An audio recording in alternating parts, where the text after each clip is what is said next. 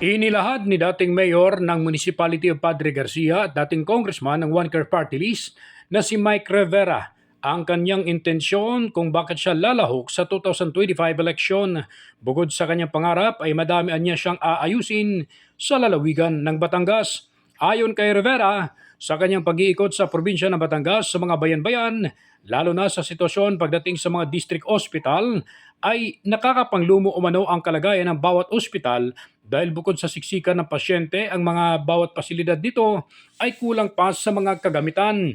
Nangako si Rivera na kapag mabigyan siya ng pagkakataon ng kanyang mga kababayan na maluklog sa Kapitolyo, ay unang taon pa lang ay madami siyang babaguhin at mararamdaman umano ng mga Batanggenyo na meron silang gobernador na kumakalinga sa kanilang mga pangailangan.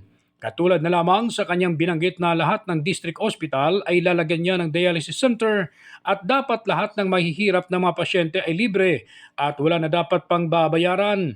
Sinabi rin ni Rivera na lahat ng mga nagbabantay sa mga pasyente ay may matutuluyan din itong transient na pangunahin niyang itatayo kapag siya ang papalarin dahil ramdam niya ang hirap na dinanas ng mga pamilya na natutulog na lamang na kung saan nakaawawa ang mga kalagayan nito. Tampok sa naturang aktibidad sa kanyang pagbisita sa Calaca, Batangas sa Batilik 1, kasama ang mga opisyales ng Batilik 2, kasama ang mga board of directors at mga empleyado ng nasabing kooperatiba. Mainit namang tinanggap ng mga empleyado ang mensahe at tago sa puso dahil sa mga sinserong binitawang mensahe ni Mike Rivera na siyang matagal nang hangarin ng mga nakararami. Pagkatapos sa Calaca, Batangas, ay nagtungo si Rivera sa Tanawan City at formal nang na-turnover sa Barangay Natatas, Tanawan City ang dalawang ambulance o barangay service vehicle mula sa sariling sikap at handog ni Congressman Mike Rivera para magamit sa mga nangailangan ng mga nasabing lungsod. Ikinatuwa naman ng mga barangay officials ang naturang service vehicle dahil malaking tulong ito lalo tigit sa mga nangailangan ng agarang responde upang mabilisang mayatid sa paggamutan ang mga residenteng nangailangan.